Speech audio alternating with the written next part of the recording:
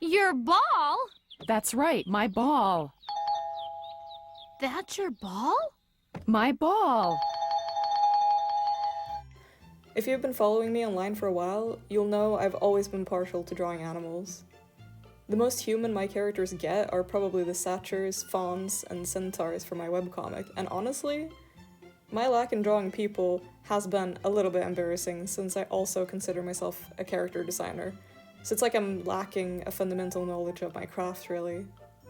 However, humans just never interested me as a subject, which made them just super unengaging to practice. But if you've been around, you may have noticed a little shift in that lately. These pink and purple girls keep showing up everywhere in my social medias as these two anime ladies have sent me into a frenzy of needing to draw them in every gay little situation ever, making 2024 and so far 2025 also the year of my learning to draw people through drawing all the gay fan art ever, which is what you're currently seeing on screen. Basically, I finished my first watch of 1997 Revolutionary Girl Utena in spring of 2024. Emphasis on first, I proceeded to watch it 2 more times within that same year. There is really no meaningful way to summarize the series that would do it justice, but I'll at the very least give you a hint to what it's about. Transfer student Tenjo Utena attends a prestigious boarding school where she draws quite a stir from refusing to dress in the girl's uniform. Instead, she stubbornly wears the boy's uniform, except she doesn't. No other boy dresses like that. It's the non-binary uniform she made up. And she dresses like this because when she was a child, she met a prince who inspired her to also want to be a prince who saves girls. Utena is seen as pretty much an honorary boy.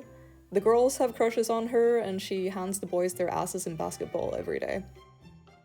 One day, Utena's friend gets humiliated by one of the popular boys and challenges him to defend her friend's honor like a good prince would. This is how she gets roped into a series of sword duels with the student council, who have a secret society thing going where they receive instructions from a mysterious figure known as the End of the World, all fighting over possession of the Rose Bride. Why? Because the Rose Bride will grant you the power to revolutionize the world, and all of them want it desperately as they all have something they want to change about their lives. The Rose Bride is another student at the academy, Himemia Anthe, who will by all technicalities belong to you if you win her in a duel. She is said by the student council to not have any thoughts, feelings, or opinions of her own, and she will tell you herself that she solely does what the victor of the duel commands. Of course, Utena wins the duel over her friend's honor, and so also wins possession of the Rose Bride, Anthe. But she refuses to accept that this Rose Bride business is true. She is sure that Anthe is just a normal girl, and that no one should want to be passed around like an object. They spend the rest of the show in a push and pull of Utena trying to, and sometimes failing, to reach her, and Anthe resisting every step of the way because of the darker truths hidden behind the mask of her role. Utena is the only person in the show who sees and treats Anthe as a person, and the two develop a deeply connected friendship and, though not super overt, romance. Side note, yes, they are sapphic. Yes, it is canon. But no, it isn't explicit in that they don't show any on-screen kisses or anything like that, and Utena spends like 90% of the show being in the closet to herself. Although, you do get this in the credits.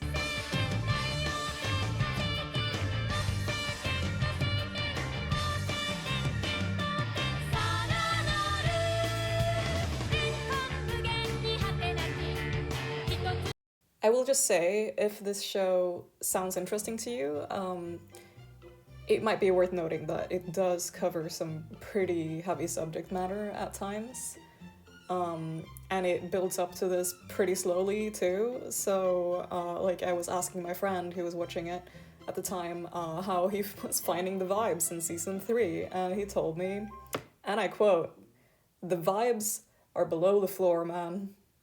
What I need you to understand, though, is that Utena is also the silliest show ever. I just know she'll make fun of me because I'm only starting to lay eggs now!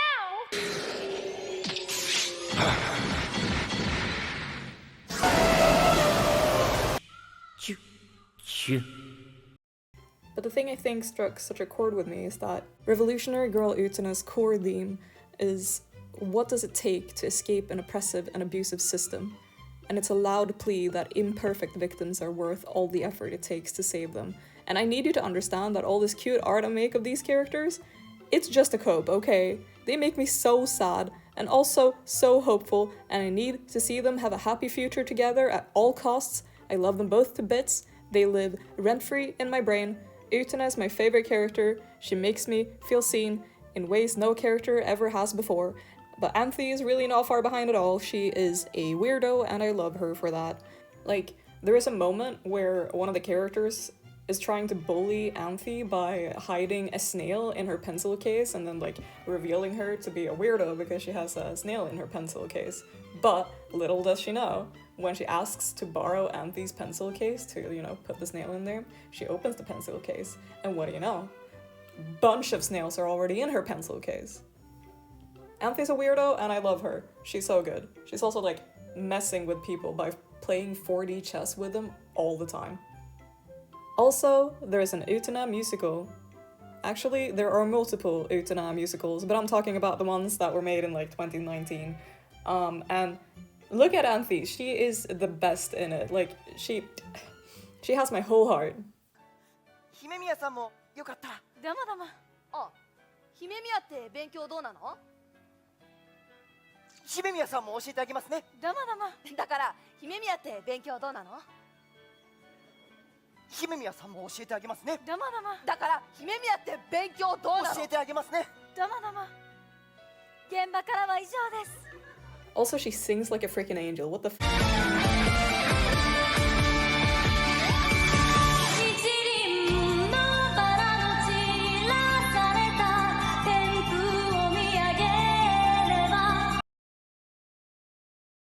Also, in the movie, they make Utena so butch other characters have a hard time telling she's not a guy, and I love that for her. 10 out of 10. Also, did you know Utena turns into a car in the movie? This video was not supposed to be some sort of analysis or summary of Revolutionary Girl Utena. I would not be able to do that and like do it justice at all. This video was supposed to be about my art. So, did the obsession with these two lesbians make me any better at drawing people? 100% yes. Compare one of the first drawings I made of them and watch how it took me several sketches to reach that one drawing. Lines aren't very confident at all, and you can see the struggle in the process of making that. Compare that to one of the latest drawings I made of them. Pretty much just one initial sketch and then like I was good. Shapes are way more confident too, and so it's just posing the characters. I'm just so much more confident here. So yeah, art advice of the day. Go a little bit insane about a character and draw them every day, in every way, and rotate them in your head all the time, until a friend asks you if you are okay because they haven't seen you in a while, and your vacant eyes meet theirs in the elevator as you say, "If it fails to break its shell, the chick will die before being born. We are the chick. The world is our shell. Smash the world shell, for the revolution of the world." Then you fight your friend with a sword. Knock the rose off of their chest, which wins you the possession of the rose bride. But it's just one of many duels you'll have to go through until you finally find yourself at the rose gate with the ability to revolutionize the world. You open the door and walk through. On the other side, you find yourself in your study. You sit down by your desk, now able to flawlessly and perfectly draw hands. So yeah, thank you for watching this madness of a video. If you want to watch Revolutionary Girl Utena, it's on YouTube for free. Unless you're in Sweden, where it's region blocked. Why? I thought we were a gay-ass country. And while I have you, go read my webcomic Minotaurs Can't Be Witches on Webtoons or on minotaurscan'tbewitches.com. Links in the description. Okay, bye! Snurra runt. Snurra runt. 潔くかっこよ